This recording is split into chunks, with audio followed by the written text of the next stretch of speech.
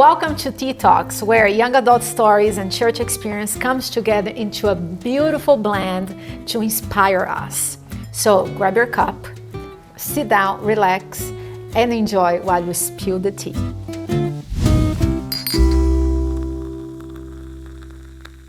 With me today, I have my friend Daniel.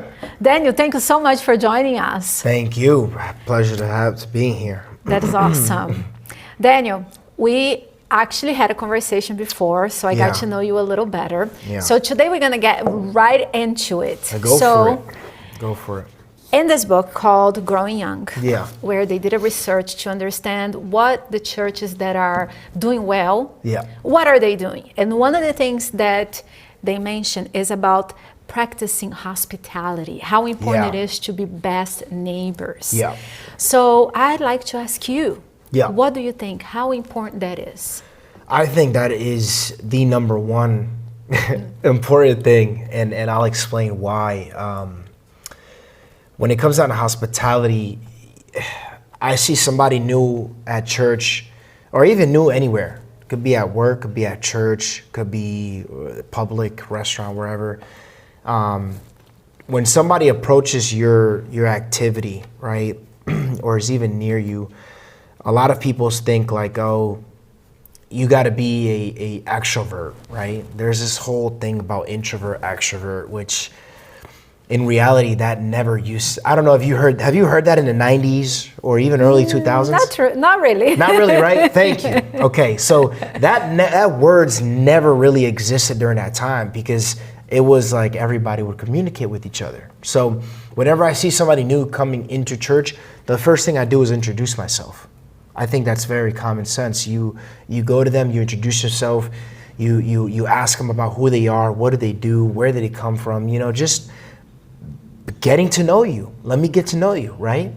And so the moment you just know the basic things about the human being, all you got to do now is just invite them over for some food. Food fixes everything, more conversations, more stories.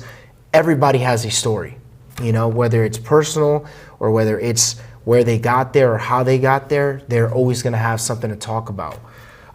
So when it comes down to hospitality, just simply being there for them is already enough of hospitality. Acknowledging that they're there, right, is already hospitality.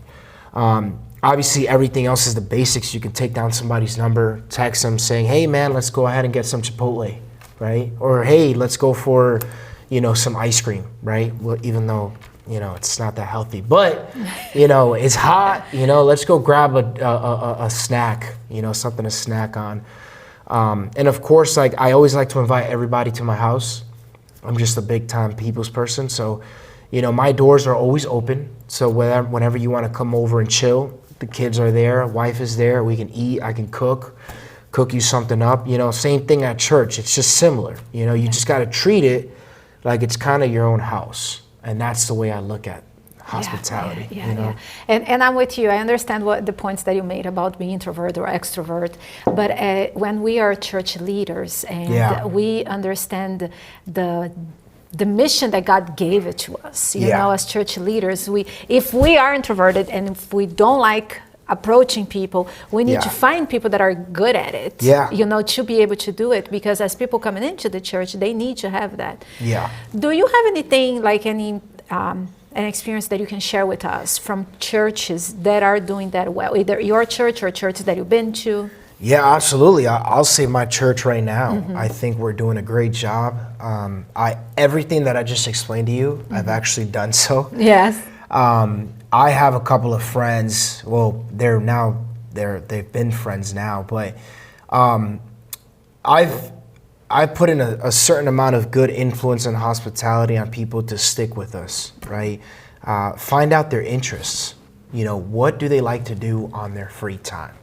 The first question I always like to ask the people is say, hey, what do you like to do? What are your hobbies? What are your passions? And what are your interests? Most of the time people are like, hey, what do you do for work? Your work doesn't define what you are or what you do. You know what I mean? It has a contribution to you making a certain amount of money for you to provide and you to survive. But you always want to find, because you can't do nothing with them. depending on what their job is, they have to work. They have a job, you have a role. So I think in our church, I always like, we like to ask, what do you like to do? What are your interests? What are your hobbies? And what are your passions? So for example, if you like to go get your nails done, hey, Chris, my wife loves getting her nails done. Let me go ahead and set you up with her because she goes alone sometimes. It would be nice to have a little girl talk, get your little pedicure and nails done, right? Who doesn't like something like that, right? So you find out what they like to do, right? For the guys, you like to watch football? Great. Sunday, come over to my house. We're going to have some food. We'll have some chips, some dips, and we'll watch the game. Who's your team? Who do you root for, right? So we do a great job by engaging in my church. I like to engage with a lot of young and older people. I don't care if you're 40, 50 years old. If you're going to act young like us, a lot of energy, great spirits, come over, right? Young people are attracted to doing high energy things. And so the moment you engage in interest, that's what they love to do. Yes. Like one big thing, I like to work out, right? Mm-hmm. So I'm gonna work out with I literally only work out with people from my church. It's just what it is. And we've actually gotten people closer by that.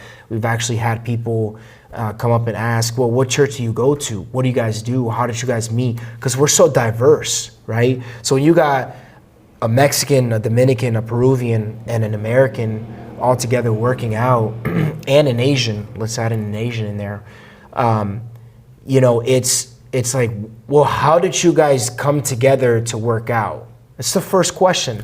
And then you always say, well, church. We met at church, We had this one specific guy that he just moved to Rhode Island, but he came from Virginia, moved to Charlotte, and one of his hobbies was powerlifting. Now, I'm not a power lifter, but it's the same thing as working out. So why don't you lift with me and I power lift with you? We went to each other's gyms and we got to know each other. And now I keep in contact. He comes and visits Charlotte because he has a family in church now, right? Mm-hmm. So the number one thing is when you treat somebody like family, that's it.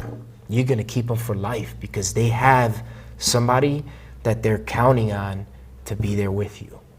And I love that you were looking at not only, okay, your passion is exercise, but that's not everybody's passion. Mm-hmm. But as you gave the example, like your wife, okay, if somebody likes to get their nails done. So having this missionary spirit in you, I think that's beautiful. Mm-hmm. Because the point is, how do I find a way to bring this person close to God? It's not to me, it's to God. So I'm going to do what it takes to help this person get there. Correct. My expectations and standards are that if I don't have the same interests or hobbies or things like that, I expect my church family, to guide them, like you just said. So somebody's going to be there to have them feel included, mm-hmm. right, in different activities, and then of course have them talk. So, like you said, I'm more into health and fitness. Not everybody's about health and fitness. That's okay. We have people that are into a lot of different things. And that's the whole point of having a family. Got people from different countries, different backgrounds, different hobbies, different passions, different careers. You're going to fit in somewhere. God is going to place you somewhere in our church family where you're going to feel special no matter what. And that's the goal for our church. The next question I have for you, you pretty much already kind of gave an answer. Okay. But it's like now you can dream bigger, okay? Okay. How do you see your passion? Because from a previous conversation, you mentioned to me that your first passion is your family and your second is health. Yes. How do you see your second passion, health? Yeah. Being able to reach the community? So health is wealth. I'm sure you've heard that a lot of times. Yes. I have colleagues that I work with and they invest so much in vitamins, minerals, and supplements and foods and personal trainers, things like that. So I'll go back to what I mentioned in our previous discussion. You have to take a look at, we have only 120 years to live, right? That's what God gave us in the book of Genesis. And we had to make that worthwhile. And for me, I want to be able to see my children grow up. I want to be able to have them have children as I'm getting older, you know. And I was raised a vegetarian. My parents always raised me. I never had a steak in my life. Not that I'm discriminating. Never had a steak in my life. Never had certain meat. Never had shrimp, things like that. But there's a lot of food alternatives out there that are so easy to get. A lot of fast food and all this stuff, and unfortunately, it doesn't do as well in our health. You know, here in the United States, the number one cause of death is diabetes and obesity and heart disease. And so I don't ever want to see somebody struggle with that. So what can I do to help you to better your health, right? You're struggling in there with something. I don't know what it is, but everybody struggles with the health matter, you know? And so if there are and not only that, it's gonna make you feel better. It's gonna make you gain confidence. You're gonna have so much more energy. You're gonna get focused in the mind, in the body. You know, there's no better feeling than waking up, feeling good, feeling confident, and continuing to do the same for other people. Now, I'm not no personal trainer, but I can tell you what is best for you, what's best for you and your health, because it's very simple. You know, you look out there, we have foods that we know are good, we have foods that we know are bad. You know, it's just a matter of really staying consistent and disciplined. Having the knowledge, understanding about it, it's a wonderful way to be able to connect with the community, especially, I'm telling you, I'm vegan. Oh, you are? But when I started, 20 years ago, my family thought I was completely insane. Yeah. You know, especially because I'm from Brazil. That's probably why you look so young. I don't know about that. But anyways, my father, he actually got very upset thinking that I was going to hurt my kids from not giving them meat. So back then, when you talked about veganism or anything like that, they thought you were crazy. Oh, yeah. But today, pretty much everywhere, people are going out and they are looking for alternative ways of eating, because they have seen how much certain ways of eating will hurt them so much. So it is a wonderful way to be able to reach the community. And I love to see young people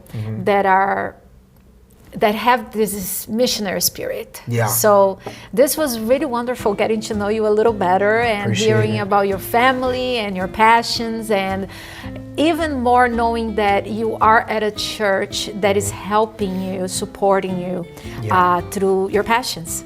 So thank you so much for joining us. Thank you again. Appreciate it. It's been a pleasure. And thank you for joining Tea Talks. Keep the conversation going. Keep stirring up the conversations and embracing the beautiful and messiness of life. And until next time.